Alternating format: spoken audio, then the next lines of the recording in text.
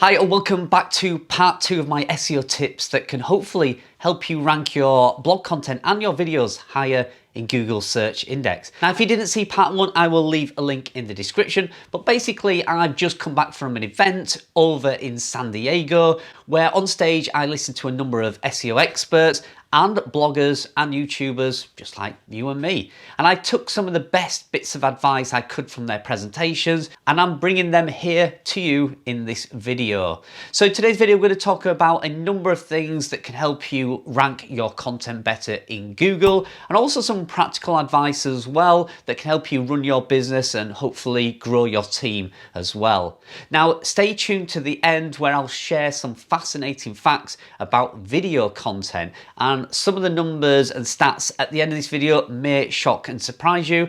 However, I wasn't too shocked or surprised because I had been saying for a number of years now how important video is going to be. And there is some key information that you're going to want to take note of, so stay tuned right to the very end. So let's get into this.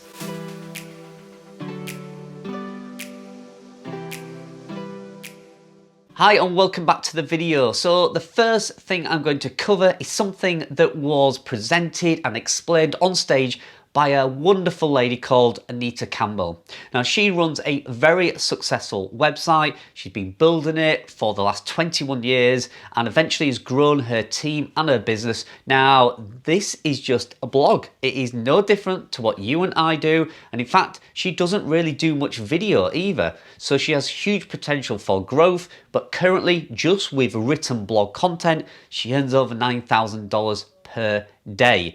And one of the great things that she was talking about in that presentation was about her team and how she really connects one-to-one with her team.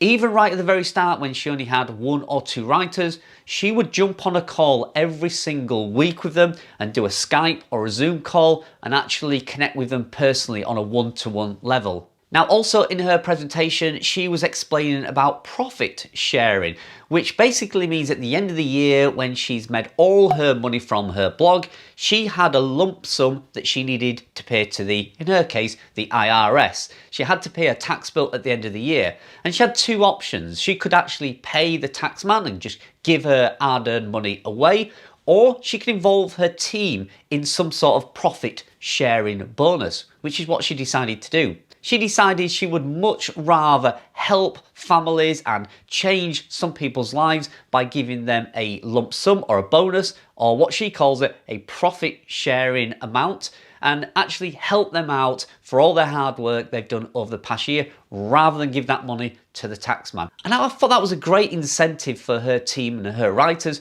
to actually get them involved, make sure they're really passionate about growing the business. And then at the end of the day, they will know there's a profit sharing bonus in that. So if their articles do well and the company makes more money, so do the writers. And I think that's a wonderful thing to do. So if you've got a team and it may only be 1 writer at the moment, you could maybe connect with them one-to-one every week or every month and give them that support and that understanding of what you want from them and what you expect, and in return also how you can help them as well, maybe financially, or even grow their talent and their skills. So yeah, being more involved with your team I think is vital if you're going to grow your website to the next level.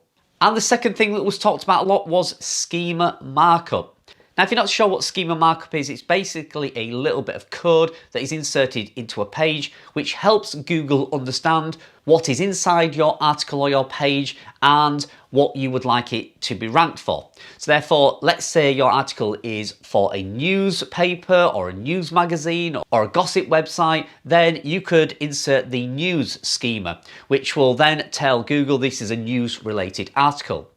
If you have a written post and you might have a video in there, you could insert the video schema markup. And again, that will say to Google, hey Google, I have a great article here and it includes a video.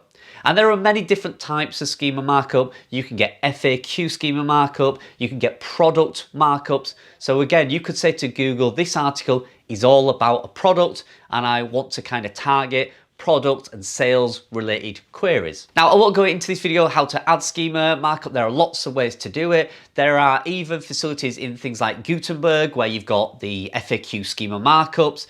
You can also use Rank Math. I believe it's their pro version, where you can automatically toggle a button that will instantly add the schema markup for things like videos, or if it's a product article, and that will help you rank your content quicker. At the end of the day, the number one thing these SEO consultants were saying is you need to help Google as much as possible. Help them find the content on your website, help them understand what the content is on your website, and I see that as a no-brainer. The more you can help Google, the better it is going to be, and the easier it's going to be for them to index your content in the right place. So yeah, check out Schema Markup. There's loads of YouTube videos about Schema Markup, and it may just help you give Google a bit of a nudge and say, hey Google, I'm here and this is what my content's all about. And the next thing I'd like to talk about is videos. Now, I specifically want to talk about videos as far as advertisers are concerned. Now, advertisers at the moment are paying a premium to put ads inside videos. So you've probably seen the articles. I'll show you an example of one of mine here, where you have your written article, and as the reader scrolls up and reads through your content, a video pops up, and then that video can be used as an advertising space. Now, companies are getting savvy to the fact that videos are going to be the future. They're going to be a huge part of blogging. Like I say, stay tuned to the end where you'll see these video stats, which might actually blow your mind, and you'll understand why advertisers are really wanting to see videos in your blog content so they can place the ads on. Now, again, I'm going to do some videos in the next few weeks about videos, how to make them, where to add them, but just bear in mind that if you're writing a piece of content now, it may be worth actually thinking about some sort of video. Now, I'm not talking about embedding a YouTube video. You can't place an ad on somebody else's video. This has to be a video you create, and there are simple tricks to creating them. You can even use tools like Ezoic has called Flickrfy, where you can actually build the video inside Flickrfy and it automatically adds it into your content. Whichever way you want to do it, just think about video content now, because if you build a website that's got hundreds of articles and you decide you want to add video content, it may be a bit of a pain to go back and add videos to all those pieces of content. So if you're starting on the first run of the ladder now, or your website's pretty new, now might be the time to think about creating some of these videos so you have another source of advertising revenue. And the next thing they talked about was clusters. So clusters of content. Now, it's been talked about for many years. I've done a few videos about it as well, where we talk about siloing and clustering content. So basically what they were saying is have a look at your keywords that are ranking, see which topics are getting some traffic and some traction, and then creating a cluster of articles around that topic. So let's say you have a pet website and you've wrote an article about bird feeders, and that article on bird feeders is really getting some traffic and some traction in the SERP index. Then you may want to write 30 or 40 articles around bird feeders. So the type of bird feeders, what to put in a bird feeders, can you make your own bird feeder, where you should hang a bird feeder, what birds eat from a bird feeder, all them kind of topics and keywords, and create that cluster. And they were talking about 30, 40, even 50 articles just around one topic.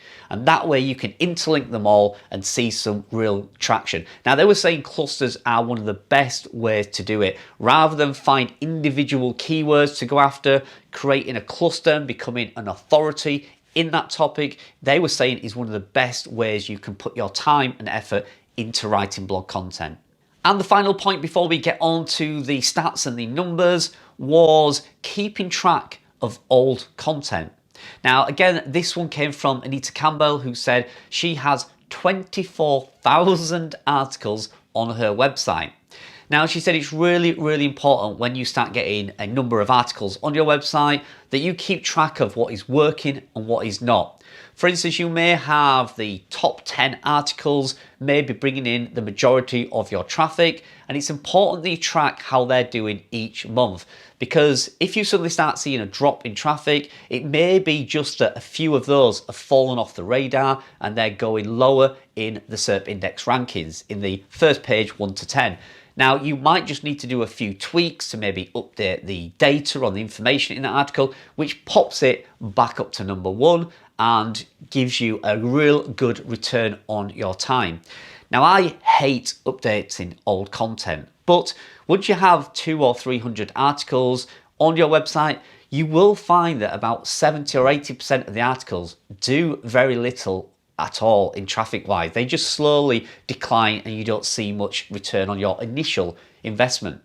So maybe it is cheaper to actually refresh and update that content.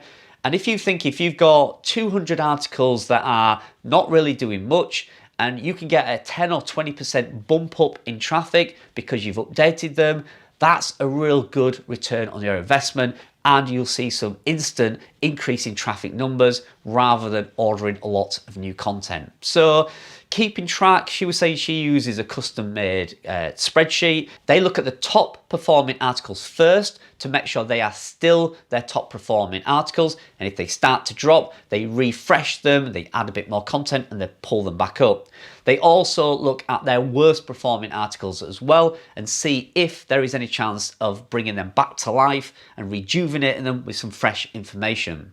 Now, she did say some articles just die a death, and no matter what you do, you can't get them to climb up the SERP index, and they just mark them in red and they pretty much leave them, forget about them and move on to something new. So if you have a number of articles on your website, it might be worth tracking the performance, but mainly keeping an eye on them top performing articles, make sure they're not slipping.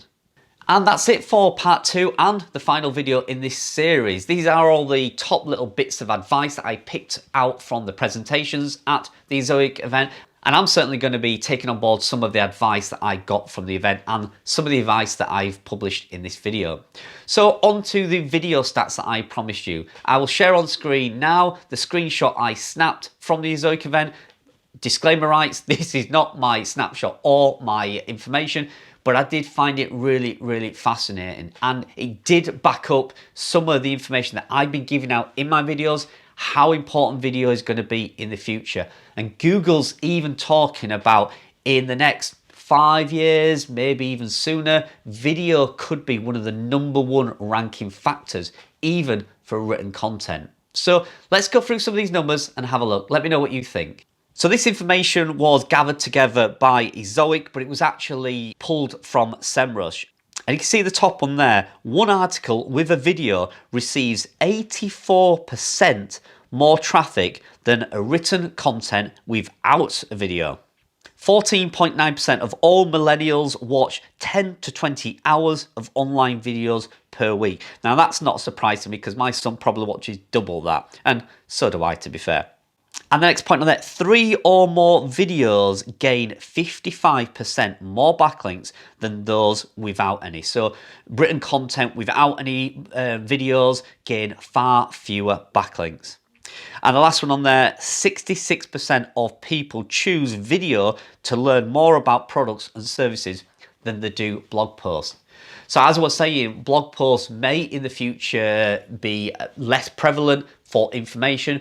People are going to find and watch the information from videos, whether that be YouTube, might be your website, might be in the Google SERP index. You probably notice if you Google any question at the moment, videos are prevalent at the top of the page, giving you the results in a video format. Now, Google is going to promote this like crazy because it can sell the advertising space on videos. It also owns YouTube as well, which it heavily wants to promote. And with the battle with YouTube and TikTok, Google is only going to reward more and more people that use video. So I hope you enjoyed that. Thanks for staying tuned. Like I say, part 1 is in the description if you missed it. But for now, thanks for joining me, and I'll see you in the next video.